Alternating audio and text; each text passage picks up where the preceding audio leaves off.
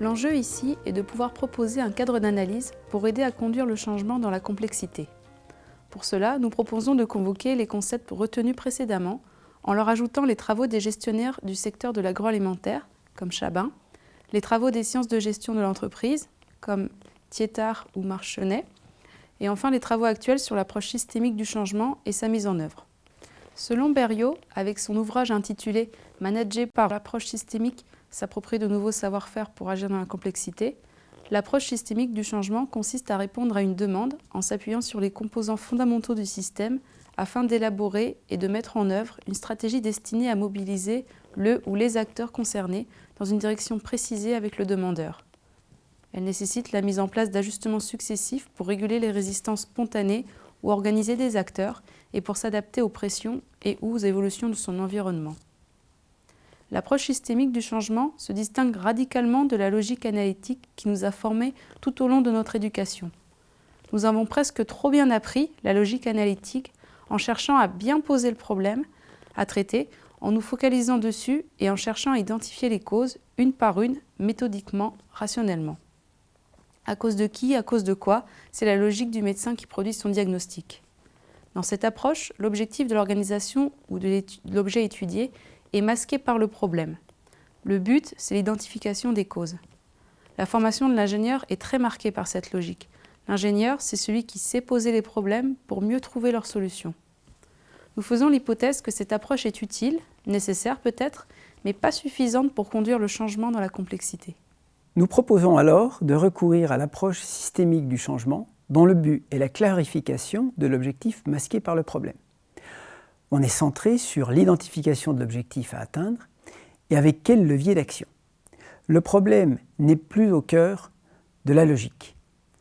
Le comportement adopté pour conduire le changement dans la complexité est assez proche de ce que nous dit Bertrand Piccard, psychiatre et à ses heures perdues aéronaute. Après 3 tentatives, il a réussi à faire le tour du monde en ballon sans escale. Pilote chevronné et extrême d'aile delta, Bertrand Piccard a largement expérimenté les limites de la puissance face aux éléments. Marqué par la philosophie orientale du lâcher-prise, il nous dit dans son ouvrage paru en 2014, « Changer d'altitude », qu'il a fallu qu'il devienne aéronaute pour réaliser à quel point l'efficacité du contrôle a ses limites. Il faut accepter qu'on ne peut pas lutter contre le vent, mais qu'il faut prendre en compte le sens du vent et s'adapter en changeant d'altitude, bref, d'attitude, pour utiliser le sens du vent porteur en réactualisant ses actions pour aller vers son but, car ce qui compte, c'est d'aller vers son but sans chercher les raisons du sens du vent. Autrement dit, le système piloté, ici un ballon ou pour nous une exploitation agricole, est plus efficace au sens où il a plus de capacité à atteindre les objectifs fixés. Il s'agit bien de conduire l'activité dans un but défini, de s'adapter en fonction du contexte et de piloter à petits pas en réactualisant ses actions. C'est ce que nous rappelle Thiétard.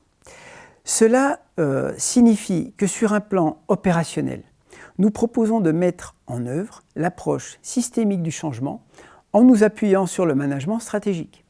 En effet, le management stratégique est le processus au travers duquel une organisation formule ses objectifs et pilote leur réalisation. Le management stratégique est un processus qui vise d'abord à analyser l'environnement présent et futur, à formuler des objectifs, à les mettre en œuvre et à contrôler des décisions centrées sur la réalisation de ces objectifs. Ce processus n'est finalement pas très original et s'inscrit dans la tradition d'utilisation de la roue de Deming-Shewhart. Plan, pour préparer, planifier ce que l'on veut réaliser. Do, réaliser, mettre en œuvre. Check, pour contrôler, vérifier. Et act, agir, ajuster, réagir. Rien n'oblige par ailleurs à démarrer par la planification. On peut faire, contrôler ce que l'on a fait, corriger, puis se dire qu'il serait bien de réfléchir au projet. Il n'y a pas de début et de fin qui s'impose. Ajoutons par ailleurs qu'on utilise ici le terme de management stratégique et pas de gestion stratégique, uniquement par un souci de situer cette approche dans les traditions des travaux de recherche proposés par les gourous des sciences de gestion Onsoff et Mintzberg. On a retenu le terme management plus générique qui désigne plus les pratiques associées à l'organisation du travail collectif, comme le management de projet, alors que le terme vraie gestion renvoie plus à des techniques de conduite des affaires, comme le contrôle de gestion. La question de l'enjeu du pilotage que nous avions soulevé au début de nos interventions n'est qu'une brique du cadre d'analyse pour aider à conduire le changement dans la complexité. L'autre brique clé qui sert de fondement à ce cadre d'analyse est celle de l'enjeu de l'amélioration de la performance globale. Voyons cela avec la vidéo suivante.